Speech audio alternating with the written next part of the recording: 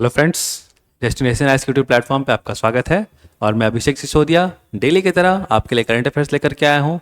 आज बेसिकली 5 सितंबर है और देखेंगे ऐसे कौन कौन से टॉपिक हैं जो कि कहीं ना कहीं आपको ध्यान देना चाहिए ताकि आपको 17वीं बीपीएससी में इस तरह क्वेश्चन देखने को मिल जाए।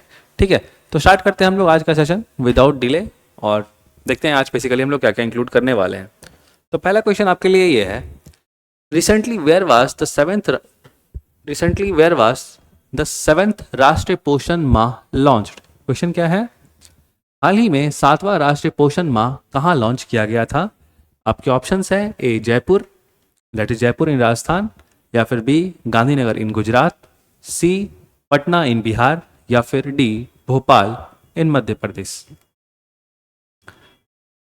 तो देखो इसका जो सही आंसर हो जाएगा that is basically Gandhinagar Gujarat में ये आपका पोषण माह सेलिब्रेट किया। तो थोड़ा डिटेल में हम लोग देखते हैं इस चीज को।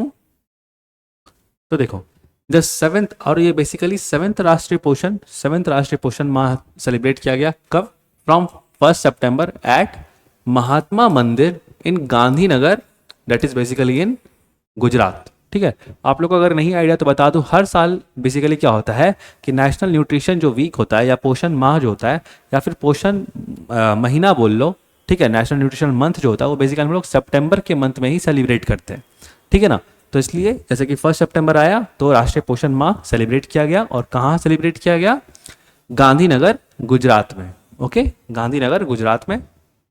ठीक है, फोकसिंग ऑन बेसिकली क्या क्या चीज़ फोकस किया गया इसमें, न्यूट्रिशनल अवेयरनेस एंड वेलबींग। तो कहीं ना कहीं जो भी न्यूट्रिएंट्स ज़रूरी हैं आपके शरीर के लिए, इन सब चीज़ के फोकस किया गया है ताकि आपको ये सब चीज़ बताया जा सके कौन कौन से न्यूट्रिएंट्स शरीर के लिए ज़रूरी होते हैं।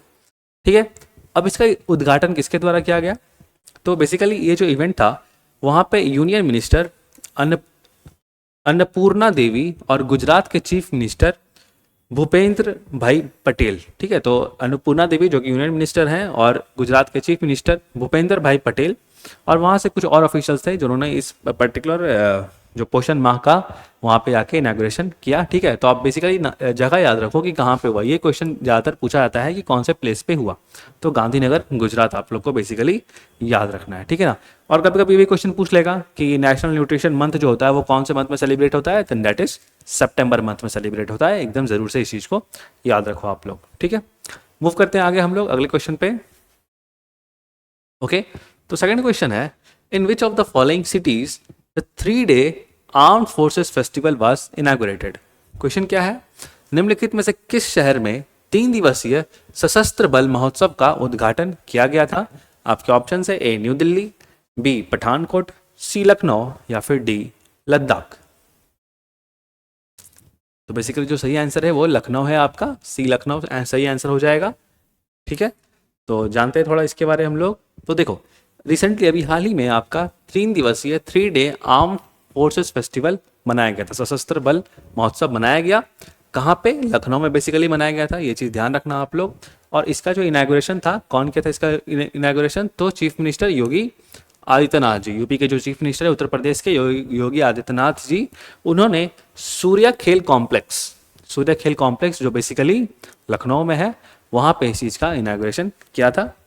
The festival will be held from September 3 to September 5, तो 3 से लेके 5 सितंबर तक आपका ये 3-day आर्म्ड फोर्स फेस्टिवल मनाएगा। ठीक है ना, तो ध्यान रखना इंपॉर्टेंट हो जाएगा यहाँ पे कि कहाँ पे सेलिब्रेट किया गया आपका 3 दिवसीय सशस्त्र बल महोत्सव, तो वो हो जाएगा आपका लखनऊ। ठीक है, okay.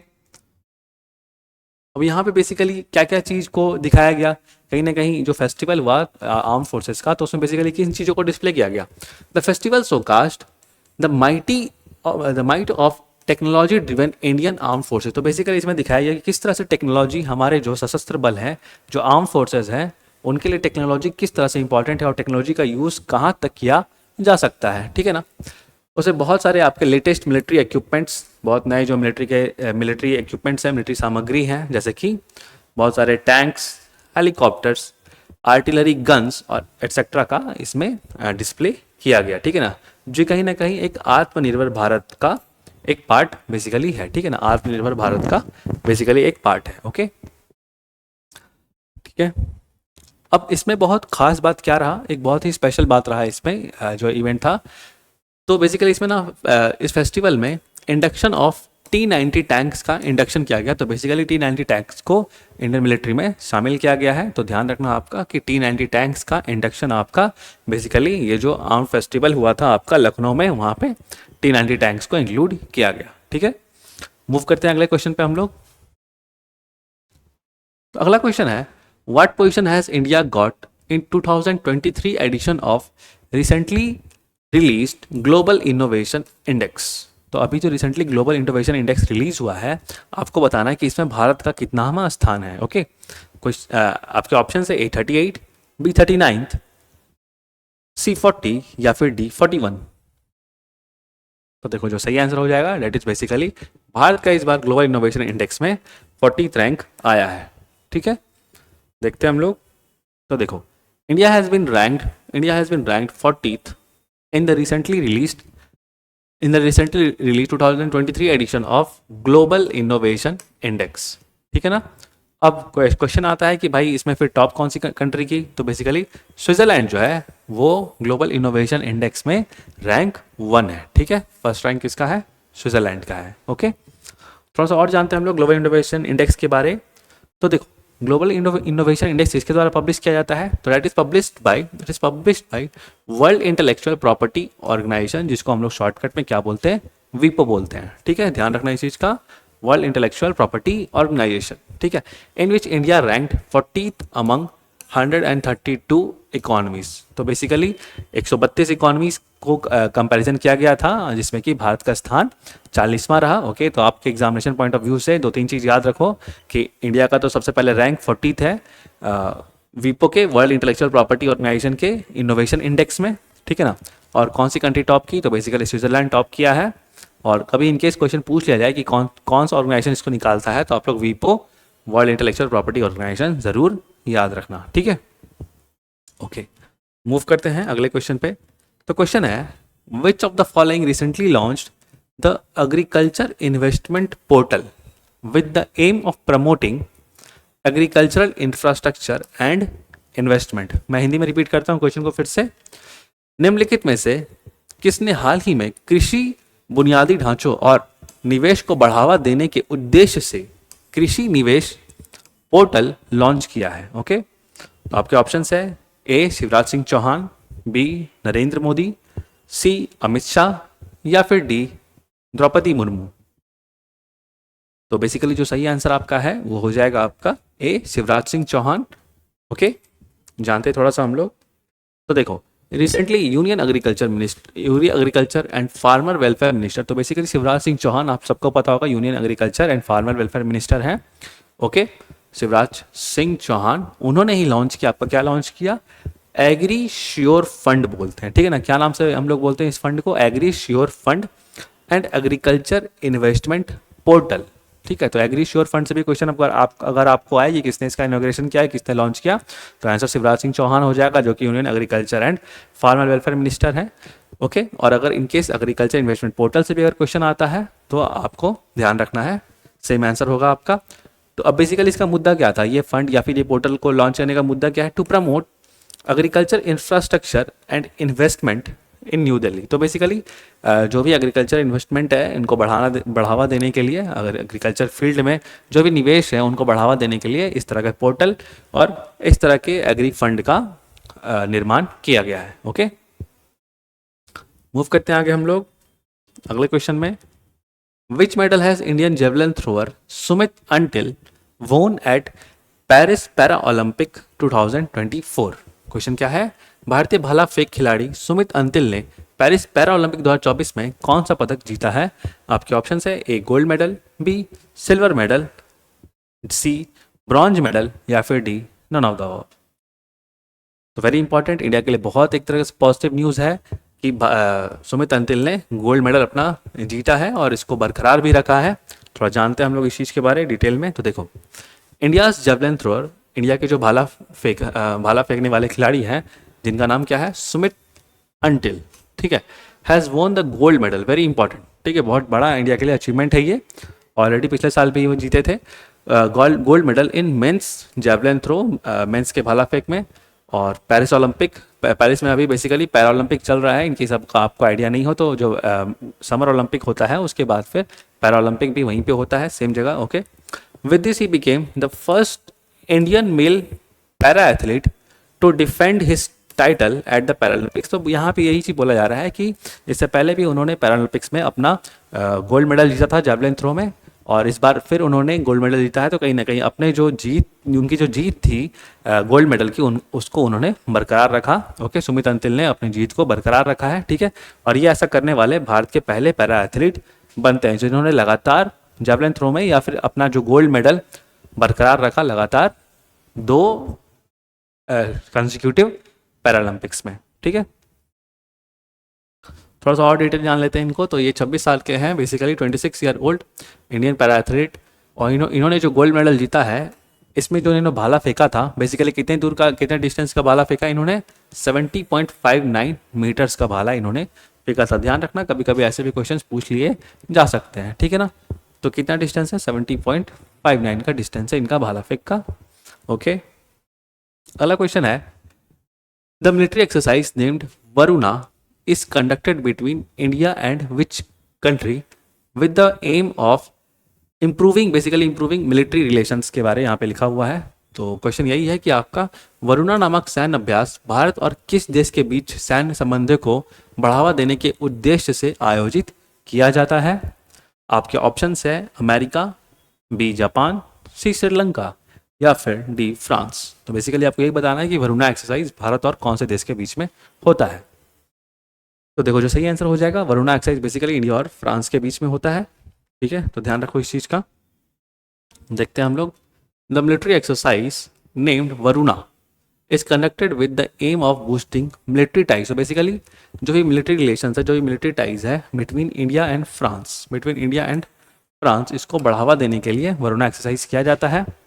The 22nd edition of the Varuna military exercise is being conducted in Mediterranean sea, ठीक है। तो बेसिकली भूमध्य सागर में, मेडिटेरेनियन सी में ये आपका जो वरुणा एक्सरसाइज है भारत और फ्रांस के बीच, इसको कंडक्ट किया गया कब से कब, सितंबर 2 से सितंबर 4 तक, ठीक है ना। तो अभी जस्ट खत्म हुआ है आपका Varuna exercise between India and France. कहाँ पे, मेडिटेरियन सी, दैट इज भूमध्य सागर। ओके, अब इसमें बेसिकली क्या होगा कि it will include advance tactical exercise. तो बेसिकली इसमें यही दिखाया गया कि दोनों कंट्रीज़ का जो एडवांस, जो भी उनके पास टेक्नोलॉजीज है, जो टैक्टिकल एक्सरसाइज है, ठीक है, टैक्टिक्स बेसिस पे उनका ऑपरेशनल कैपेबिलिटीज़ जो है उनका, ठीक है, बिटवीन द 2 नेवीज। तो दोनों की जो भी आपकी नेवीज थी, ओके, उन दोनों ने अपने नौसेना जो है उनके अपना बेहतर प्रदर्शन करने का कोशिश किया है, ठीक है। The bilateral maritime exercise named Varuna between India and France navy began इन 1993। तो बेसिकली 1993 से भारत और फ्रांस जो है अपने आपस में ये वरुणा एक्सरसाइज कर रहा है, ठीक है। अब ध्यान रखना ये एक तरह का नौसेना का एक्सरसाइज है, ठीक है, इंडियन नेवी का, मतलब ओवरऑल नेवी का ही एक्सरसाइज है। ओके, मूव करते हैं हम लोग अगले क्वेश्चन पे। तो अगला क्वेश्चन है question number 7, smart lander for investigating moon. Smart lander for investigating moon is the mission of which country whose operations have been stopped recently due to loss of contact? Question क्या था, smart lander for investigating moon, slim, basically shortcut में slim बोलते हैं हमको, किस देश का mission है जिसका संचालन हाल ही में संपर्क टूटने के कारण रोक दिया गया, ठीक है। और ये टॉपिक आपको ऑलरेडी प्रीवियस क्लास में कराया गया है। तो आप प्लीज़ इसका आंसर कमेंट करें कमेंट बॉक्स में। आपके ऑप्शन है A America, B Japan, C China या फिर डी रशिया। ओके, इनकेस आपको अगर नहीं पता तो प्रीवियस वीडियो जरूर देखें, इसके साथ आपको बहुत सारे टॉपिक्स का नॉलेज भी होगा। मूव करते हैं तब तक हम लोग अगले क्वेश्चन पे। अगला क्वेश्चन है, which legal commission was recently constituted by president Droupadi Murmu. तो बेसिकली क्वेश्चन है कि हाल ही में राष्ट्रपति द्रौपदी मुर्मू द्वारा किस कानूनी आयोग का गठन किया गया था। आपको बेसिकली नंबर बताना है कि इस बार जो लॉ कमीशन बनाया गया प्रेसिडेंट द्रौपदी मुर्मू के द्वारा। आपके ऑप्शन है 21st, बी 22nd, सी 23rd या फिर डी 24th। तो बेसिकली जो सही आंसर हो जाएगा वो आपका हो जाएगा सी 23rd, ठीक है। तो देखो, president Droupadi Murmu has approved the formation of 23rd law commission of India. तो बेसिकली अभी रिसेंटली 23rd लॉ कमीशन का गठन किया गया है। The term has been fixed from September 1, 2024 to August 31st 2027। तो बेसिकली अभी जो लॉ कमीशन बनाया गया है वो कब से कब तक वैलिड रहेगा? तुम्हारा September 1 अभी रिसेंटली से स्टार्ट हुआ है और ये 31 अगस्त 2027 तक ये लॉ कमीशन वैलिड रहेगा। और ये 23वां लॉ कमीशन है, ध्यान रखना इस चीज़ का। 23rd law commission will consist of, अब इसमें क्या कौन कौन होंगे? Will consist of full time chairman, एक सबसे पहले तो एक चेयरमैन होंगे, उनके साथ 4 मेंबर्स, बेसिकली उनके साथ 4 मेंबर्स हैं, and additional ex officio and part time members. तो बेसिकली ध्यान रखो इन सब चीज़ को कि उसमें कौन कौन से इसका कॉन्स्टिट्यूशन क्या होगा, मतलब कि कौन कौन इसमें लोग रहेंगे, कौन कंसिस्ट करेंगे। तो पहले तो फुल टाइम चेयरमैन होंगे, ओके, उसके साथ 4 मेंबर्स होंगे, ठीक है, उसके बाद कुछ एडिशनल एक्स ऑफिशियो और पार्ट टाइम मेंबर्स भी इसको कॉन्स्टिट्यूट करेंगे, ठीक है, ओके। अगर बात कर ले कि लॉ कमीशन का बेसिकली काम क्या होता है, अगर आप सोच रहे हो कि लॉ कमीशन क्यों बनाया था या लॉ कमीशन का काम क्या होता है, then it function of the law commission is to review and recommend legal reforms. तो बेसिकली जो भी कानूनी लॉ बनाया जाता है, मतलब कि जो भी लीगल या फिर कानूनी काम को करने के लिए जो भी प्रावधान बनाए जाते हैं कानून को मद्देनजर रखते हुए, कॉन्स्टिट्यूशन को देखते हुए, तो बेसिकली जो लॉ कमीशन होता है वो उन सब चीज़ों पे रिकमेंडेशन देता है कि हाँ ये कानून सही है, इसके जो नॉर्म्स हैं, इसके जो नियम है वो सही है, या फिर ये पर्टिकुलर चीज़ गलत है, इसको हटाना चाहिए या इसको अमेंड करना चाहिए। तो ये सब बेसिकली जो भी लीगल टर्म्स एंड रेफरेंसेस होते हैं वो सब चीज़ लॉ कमीशन ही रिकमेंड करता है या उसको वेरीफाई करता है, ठीक है ना। और बेसिकली ये सब चीज़ करने से क्या होता है, तो it improves the Indian legal system. तो ठीक है, तो ये जो भी इंडिया का लीगल सिस्टम है उसको कहीं ना कहीं ये इम्प्रूवमेंट करता है, ओके, और ये कानूनी सुधार को और बेहतर बनाता है। तो क्योंकि आपको ऐसे भी पता है कि अभी बहुत सारे ऐसे नए नए नियम्स आए हैं जिससे कि कहीं ना कहीं जो क्राइम रेट है वो कहीं ना कहीं कम किया जा सके, ठीक है। तो बेसिकली जो रिक्वायरमेंट है इंडियन लीगल सिस्टम को सही करने का, वो सारा चीज़ पूरा करता है हमारा लॉ कमीशन, ठीक है, ओके। तो आज के लिए इतना ही। आई थिंक काफ़ी इन्फॉर्मेटिव वीडियो रहा होगा आप लोग के लिए। इनकेस आपको अगर थोड़ा सा भी सही लगा तो वीडियो को ज़रूर लाइक करें और डेस्टिनेशन आइस के चैनल से ज़रूर जुड़े, हमारे इंस्टीट्यूशन से भी ऑफलाइन मोड में भी जुड़े, ताकि आप अपने 17th BPSC को और अच्छे से इम्प्रूव कर पाएँ प्रिपरेशन को और अच्छे मार्क्स से आप BPSC क्वालिफाई करें, ठीक है। मिलते हैं जल्दी से ही नेक्स्ट वीडियो में, तब तक के लिए थैंक यू सो मच।